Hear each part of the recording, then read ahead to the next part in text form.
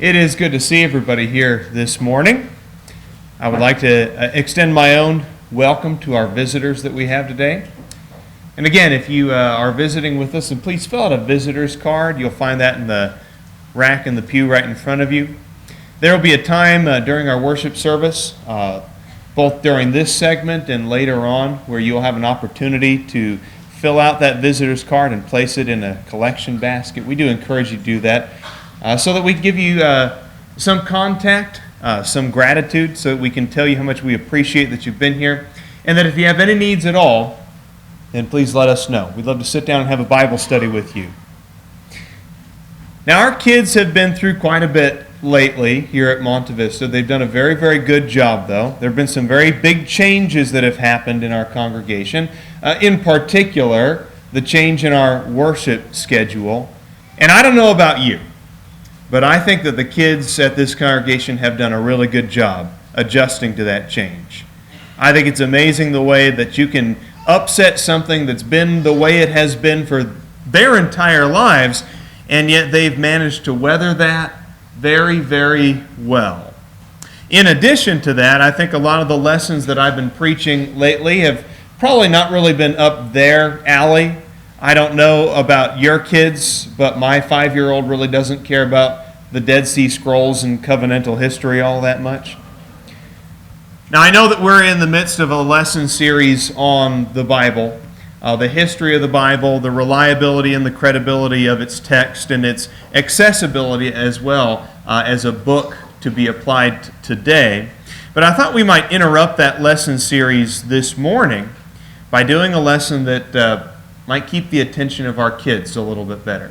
Though, I will tell you that when I was putting this lesson together, even though I was looking for a topic that our kids might be really engaged with, I found that it was the adults that probably need this the most.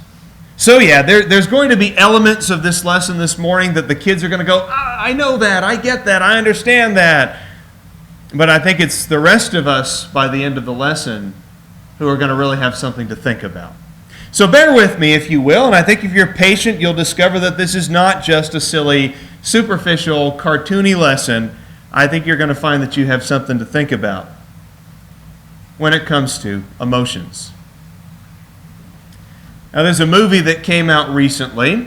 Probably a lot of you have already seen it, especially if you have kids. It was called Inside Out. And I will tell you, for a Disney, cartoony, fluffy movie, that was a pretty substantial hour and a half.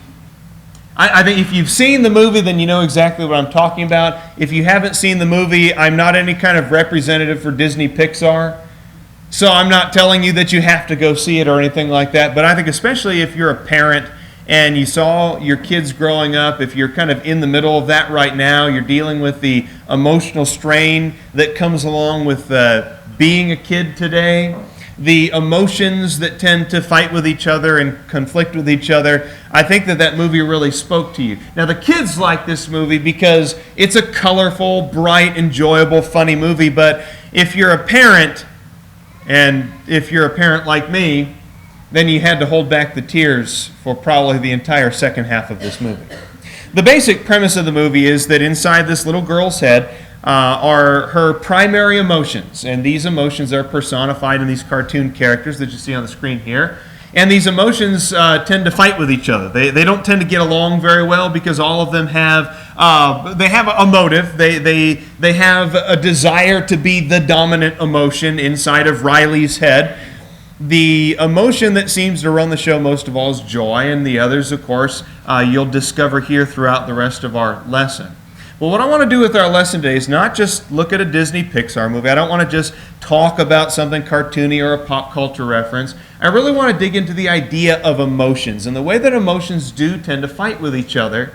And how is it that we're supposed to get our emotions all on the same page? How do we control our emotions, especially the more negative emotions like fear and anger and disgust? And how do we take those emotions from running our lives to where we're running them, and they become tools for our service to God? So let's start with the idea of the divine emotions, because all of our emotions do come from God. The reason why we're emotional beings is because Genesis chapter 1 very clearly says that we're created in the image of God. In His likeness we have been made. Now that doesn't mean that when you look at my face or your face in a mirror, or the fact that we have 2 arms and 2 legs or 10 fingers and 10 toes, that's what He means when we're created in God's likeness.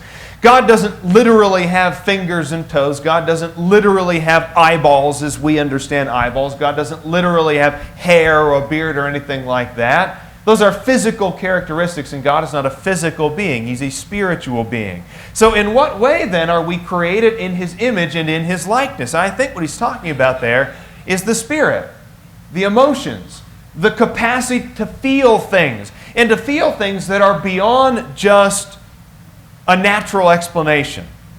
To feel things that are just that are beyond what the animals feel by instinct. Obviously, animals feel pain and animals have desires, but all those things are governed by their instincts. Dogs and cats and horses don't feel joy the way that we feel joy. They don't feel disappointment or frustration the way that we feel those things. They're not angry the way that we are angry, because in all of those emotions, we are emotional as God is emotional. And a great point to consider on that is that when it comes to emotions, God feels all of these emotions in His own divine way. When I think of my anger is like a tiny, tiny little version of His anger. Now, it's modeled after God's anger, but when I feel anger, I don't feel it necessarily as God feels it, because He feels a divine wrath, an anger that is greater than mine. And then the same is true then of the disgust. The same is true of joy. The same is true of sadness. God feels all of these emotions. We are modeled after them, but my version of that emotion is a smaller version of it. The other day, the kids and I went with Margie to go see the museum in Gilbert. If you haven't seen the Gilbert Museum, you need to go, and you need to ask Margie to go with you, because she knows all the secrets about it. She'll take you behind the scenes and let you touch all the 100-year-old farm implements. But one of the things there in the basement of the Gilbert Museum is the Model Railroad Club of Gilbert. Really, really neat display, by the way. Really, really neat display. But our emotions are almost like that model railroad. Okay? It looks like a house. It's shaped like a house. Okay? It looks like a little town. It looks like Main Street in Gilbert. It's a small version of the real thing. My anger and my disgust and my joy are modeled after God, but I feel them in a smaller way than Him. And there's several scriptures up here that I think give some background explanation of that. In particular, I want you to notice, if you have time to study a little bit more on your own, in Luke chapter 22 and verse 44, when Jesus is praying in the garden, the intensity of His emotions there. I have felt fear before, and I have felt disappointment in my brethren at times, and I have felt anxiety, and I've also felt relief from danger. But I don't think that I have ever felt any of those things as intensely as Jesus did when He felt that full range of emotions in the garden the night that He was betrayed. The trouble with emotions is that we're often very, very terrible at controlling them, unlike God, who has a just and righteous character that never fails Him. Where we feel angry and sometimes that anger gets out of control, God's anger never gets out of control. Where we sometimes have anxiety or disgust or fear or joy, when it comes to the ministry of Jesus and His time spent in an earthly body, Jesus was never out of control with those things. When you see Jesus turning the tables over of the money changers in the temple, that was not Jesus out of control. And again, Jesus feeling anxious in the garden the night He was betrayed, that wasn't Jesus being out of control. That was the just and perfect and righteous character of God on display in the emotions of Jesus, the Son. God's righteous character never fails him. So when he does feel angry, and when he is disappointed, and when he is joyful, or when he is sad, his character stands alongside him during all of those things. He feels emotions perfectly and sinlessly, whereas we do not at times. The thing about emotions is that we need to be very, very cautious with them. We need to be very careful not to be governed by our emotions, that our lives are not run by our emotions. Anger is a natural response to some of the things that we see in this world, but our lives should never be dictated by anger. I naturally feel disgust when I see things in this life. Sometimes I'm disgusted by the right things, and other times I'm disgusted by the wrong things. My life should never be dictated by my disgust. Fear is a natural response to certain kinds of stimulation. But my life, like other emotions, cannot be run and dictated by my fear. We need to be very, very careful because our emotions can sometimes bring us to ruin when they're not governed by God's will or when one of them dominates the others. Go to Proverbs 14, verse 30.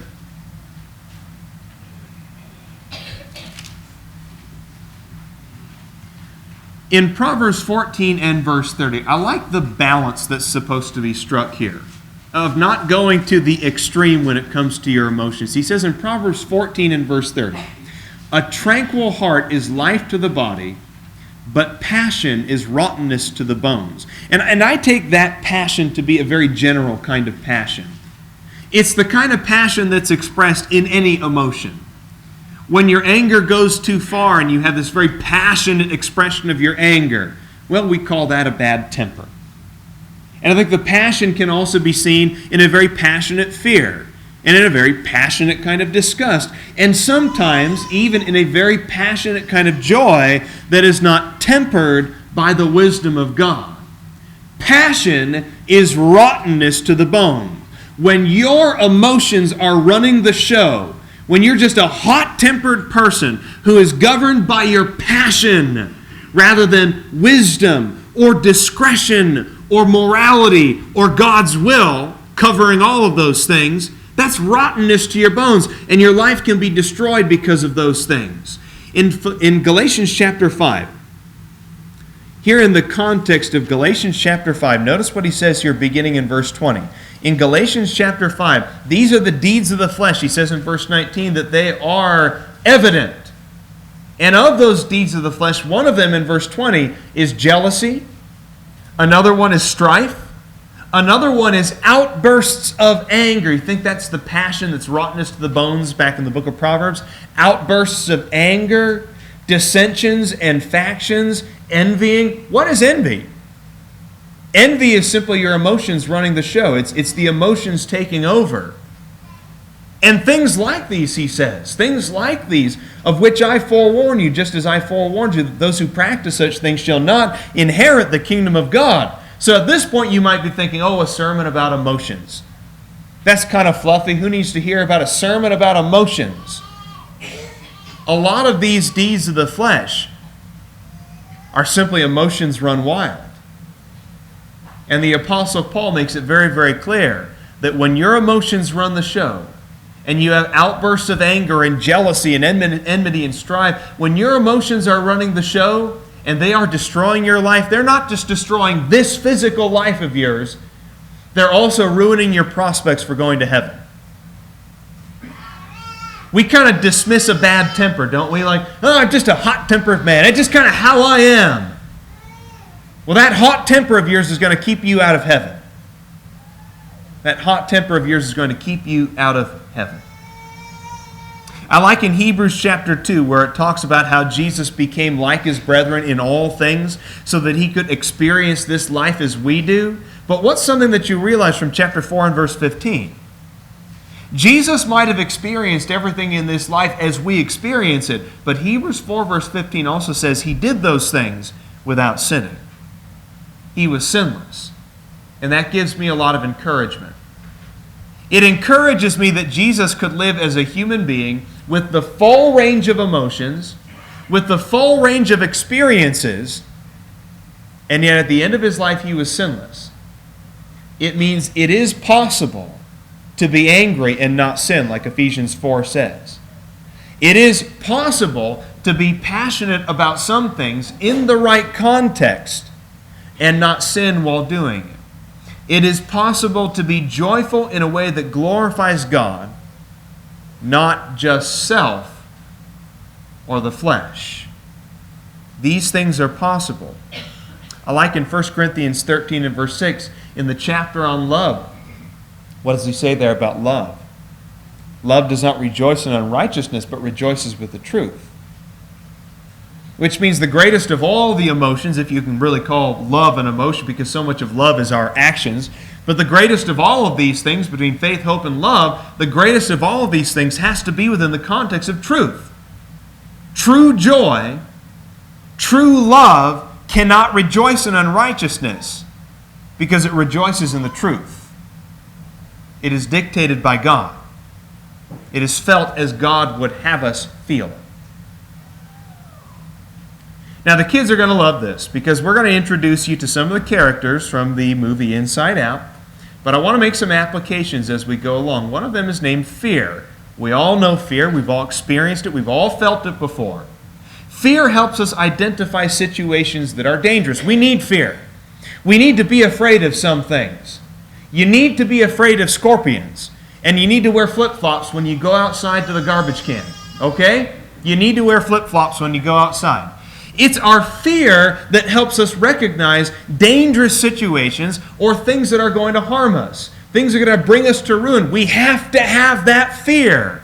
We need it. But fear is interesting because fear also has kind of an ebb and flow as you go through life. Right now, Bennett doesn't fear anything. Bennett, you could put Bennett on the top of a table and she'd walk right to the edge and fall down to the floor. She has absolutely no fear. She could see a scorpion and she'd try to eat it. She has no fear. But that's because she also has very little knowledge. The more we come to know things, the more we start to fear them, don't we? I know that might go against conventional wisdom, doesn't it? That you fear that which you do not know. But I think that babies, people who are ignorant, I think they prove that you really don't fear the things you don't know. If you don't know what they are, if you don't understand them, if you're ignorant, well, you're going to walk off the edge of the table or find yourself eating scorpions and going to the emergency room probably. But I think sometimes the more we get to know them, the more we start to fear them. The more knowledge we gain, the more we become afraid. Which is why at the end of our lives, like it says in Ecclesiastes chapter 12 and verse 5, I want to note that verse actually. I want to get the wording right here because I like the way that Solomon describes it. And you know that Ecclesiastes chapter 12 is basically using symbolism and allegories to describe the experience of old age. But he says in Ecclesiastes 12 verse 5, furthermore, and again, this is in the context of growing old, men are afraid of a high place and of terrors on the road. That you almost get kind of to the end of life and everything starts to make you afraid. Because as your body becomes more frail, the more afraid you are of falling. I think we all understand that when we hear that somebody so-and-so fell and broke their hip, that's not just any run-of-the-mill broken bone, is it? So yeah, fear kind of ebbs and flows through life. It can be a very useful and even healthy starting point for our faith. Sometimes we think that we're not a very strong Christian because when we first became a Christian, the reason why we did it was because we were afraid of going to hell. Well, I didn't want to go to hell, so I became a Christian. And you know what? At first, that's actually a pretty good reason to become a Christian. In Luke chapter 12 and verse 5, he says, "But I will warn you who to fear. Fear the one who after he is killed has authority to cast into hell. Yes, I tell you, fear him." But I think that eventually we have to move past that as our only motivation. That yes, fear can be a first and yes, immature response to the gospel message. But fear can't be the thing that sustains us through thick and thin in life. We can't go through life and have a relationship with God based only on fear. Revelation 21 verse 8 includes fear, the fearful or the cowardly, as those who will have their place in the lake of fire in eternal judgment. So fear cannot be the thing that dictates our lives or runs our lives. We must eventually grow up to the point where courage is the thing that motivates us and not just fear. Now, this doesn't mean that I stop fearing God in the sense that I respect Him and respect His power, that I am indeed afraid of the power that He has to destroy the soul in eternal hell. But what it does mean is that I mature beyond the point of just being afraid of hell to where I want to serve God to make Him happy, where I want to serve God to please Him. In Romans chapter 8 and verse 15, when you read this passage here, you tell me, in Romans chapter 8 and verse 15, is the writer of Romans, is he just afraid of hell, or is there another dimension to his relationship with God here? For you have not received a spirit of slavery leading to fear again, but you've received a spirit of adoption as sons, by which we cry out, Abba, Father. There is much, much more to his relationship with God than just fear. But the next emotion that we find in the movie is disgust. Probably disgust is one of those difficult emotions because it's kind of an eye of the beholder type of emotion. What disgusts you might not necessarily disgust me. And all you have to do is say asparagus. Okay, and you understand what I mean. Now, for some of us, pull a little fresh garlic and some salt and olive oil and throw that asparagus on the grill. Now that's a good night right there. But for other people, it doesn't matter what you can slather on all the butter and garlic on some asparagus, and there's people who still don't like it. And I don't get it. You're wrong about it. But there was a time in our lives where we hated asparagus and we hated broccoli and we hated all those things. But you know what? It's funny how the things that you hated when you were a kid, you almost kind of like you grow up and leave that behind, and you realize, Brussels sprouts are pretty awesome. They are. Yes, they are. Don't shake your heads. They are. But disgust, I think, it can seem like a very, very subjective emotion. So how is it then that I can discover if I'm disgusted by the right things? Because in the book of Romans it says, abhor what is evil and cling to what is good, right? Abhor what is evil? How do I know if I'm disgusted by the right things? Well, I need to test my disgust by God's standard. And we're not just talking about vegetables or anything anymore. We're talking about real disgust. The real disgust, the kind of disgust that motivates us in life, the kind of disgust that helps us figure out what is right and what is wrong. In the book of Luke, I like in Luke 16 and verse 15. Notice with me, if you will, in Luke 16 and verse 15. You are those who justify yourselves in the sight of men, but God knows your hearts. For that which is highly esteemed among men is detestable in the sight of God. If I want to figure out what is the right thing to be disgusted by, what is truly detestable, I need to figure out what is detestable to God. Because Jesus is very clearly saying here that for some people of the world, they have some things that are highly esteemed. And those things are detestable in God's sight. Sometimes the things of the world that we pat ourselves on the back most for, good job, you won that award, you stood up for this cause, you believed in the right thing, those things end up being very detestable to God. I need to test my disgust not by my own preferences or not how I feel about something right now, because again, when you're 5, Brussels sprouts are detestable, but when you're 35, you discover they're actually not that bad. So what I need to do is figure out what is not detestable now to me by my standards and my preferences, but what is truly detestable in the eyes of an eternal and all-knowing God. And the comforting thing to me is that our sense of disgust can change, both for the worst. Remember in Jeremiah chapter 8 and verse 12, The prophet speaks by the power of God. You don't even know how to blush anymore. You have no idea how to be disgusted. You've reached a point in your spiritual degradation that you don't even know how to feel ashamed anymore. It's beyond your capacity now. But also we can change for the better. In Ephesians chapter 4, beginning around verse 20, in Ephesians chapter 4, we've been reading about the hardness of the hearts of the Gentiles and how that life is a life of depravity and self-destruction. But you did not learn Christ in this way, he says, if indeed you learned Christ at all. You changed. And the things that used to be glorious to you are detestable now. And the things that you didn't understand before are now the things you glory in. Which leads us to anger.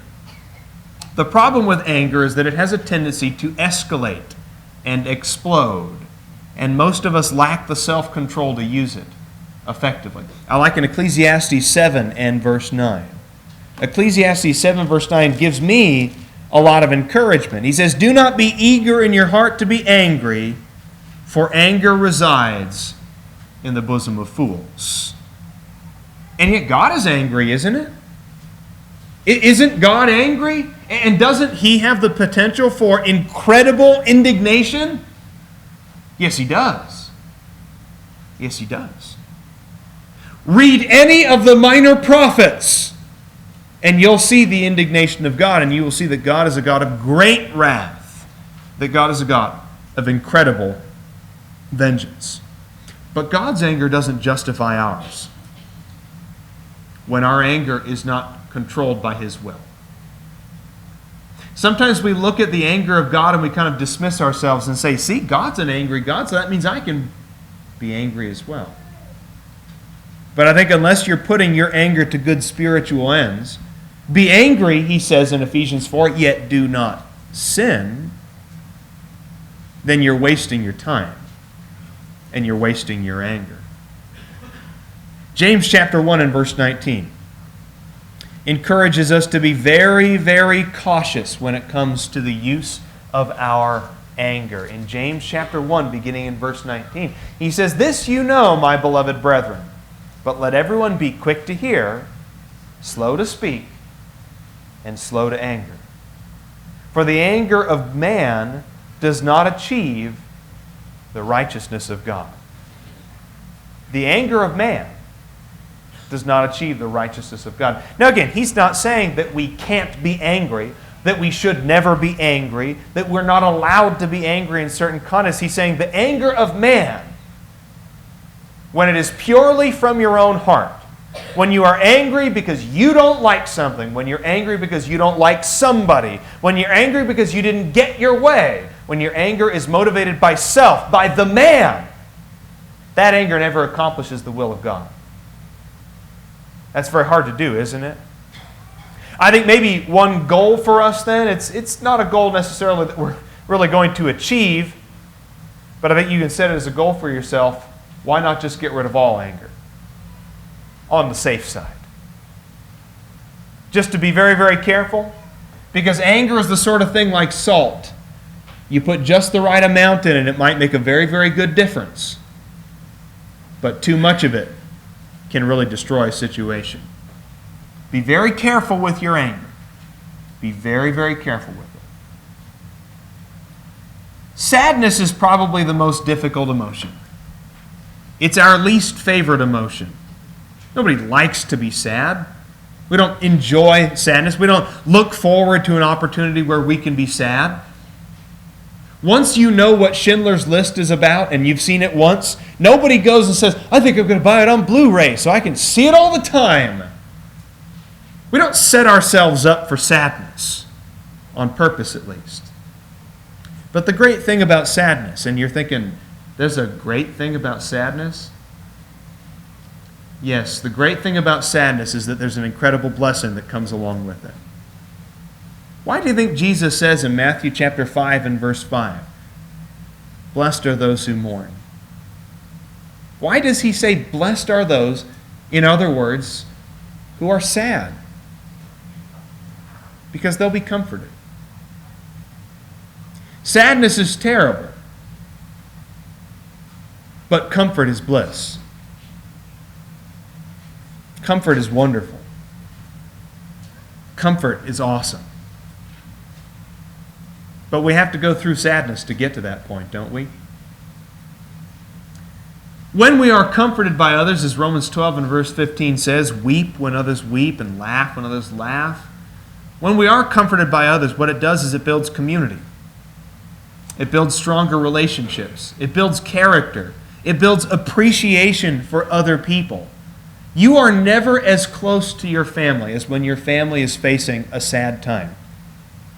You are never as close to another person as you are when you open your arms and offer a grieving person a warm embrace. You're never as close to other people as when you're sharing sadness with others. And that's a blessing. We don't always see that blessing. We don't always want to accept or embrace it. But that's an incredible blessing. Read Ecclesiastes chapter 7, verses 2 and 3 sometime, and you'll find out that it is a more blessed situation to be in the house of the mourning than in the house of laughter. Which leads us to our last point, joy. Without sadness, can you really ever experience joy? I don't want to ruin the ending of the movie for you. I won't give you any details in particular, but one great lesson that you learn at the end of Inside Out is that you need sadness. Sadness is not something that you can just send off to the corner. Sadness is not something that you can just avoid. Sadness is not something that you can just sit there and wonder, what's the purpose of this? What's the point of this? Why is this even around? You discover actually that your most joyful experiences came because you went through a sad experience first. And if it wasn't for sadness, we might never really understand what joy is. In other words, if it wasn't for this life full of sadness, we might never understand what it means to be in the next life with God for joy. I know we're out of time here. Let me give you just a couple of applications here. We need to be very, very careful that when we talk about joy, we're talking about it in the right way. It's a lot like love, isn't it? We can come up with our own definition of love. We can come up with our own definition of joy, and those definitions might fit a worldly standard or a fleshly standard or a carnal standard. It might be convenient for us to see joy as playing video games or eating food or having a sexual relationship with just about anybody that we want. We might see those things as joy. They're not really joy. They're not true joy. Like in Ephesians chapter 4, verses 17 through 19, when you live by the flesh, when you live by the ways of the world, you never really experienced joy. You never really knew God. You weren't really happy. All you had was a delusion and a hard heart. That's all you ever really had. Joy, according to Galatians 5, verse 22, is a fruit of the Spirit. And how do you experience the fruit of the Spirit? We just read a few verses earlier in verse 16. You only get the fruit of the Spirit when you walk by the Spirit. If you're not walking by the Spirit, you will never experience the fruit of the Spirit. If you're not walking by God's standard and by God's will, and if you're not modeling your life after the life of His Son, Jesus Christ, you will never have the fruit of the Spirit. You'll never have joy. You'll never have peace. You will never have love. You will never have the real, substantial, meaningful version of any of those things if you're not first walking by the Spirit. Order your life after God, and God will fill your life with a treasure that cannot be measured in any earthly measurement. And joy also isn't the same thing as happiness. In C.S. Lewis's book, Surprised by Joy, he comes to an interesting realization. He says there that joy and pleasure are not the same thing. Pleasure is something that you have complete control over. If you want to feel physical pleasure, if you want to eat food and derive pleasure from that, if you want to play a game or play a sport or spend your money and buy stuff, those things can be physically pleasurable conditions. You have complete control over pleasure. But you don't have control over joy. Because joy doesn't come from buying things. And joy doesn't come from having sex with somebody. And joy doesn't come from eating food. That stuff doesn't result in true spiritual joy. Let me bring the lesson to a close on one last passage in 1 Peter chapter 1, verses 6 through 9. 1 Peter chapter 1, and notice with me in verses 6 through 9. He says, "In this you greatly rejoice, even though now for a little while, if necessary, you've been distressed by various trials." And that's again that sadness and joy being two sides of the same coin.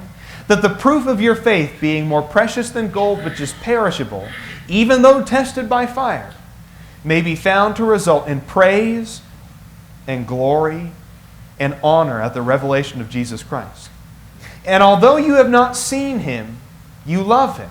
And though you do not see Him now, but believe in Him, you greatly rejoice with joy inexpressible and full of glory, obtaining as the outcome of your faith the salvation of your souls." Now, if you're not a Christian here this morning, you will never experience the inexpressible joy of salvation. You must put on Christ in baptism when you believe that He is the Son of God. You must obey what Jesus Christ has said and embrace Him fully in the way that He has commanded. Whatever needs you might have, please come forward as we stand and sing.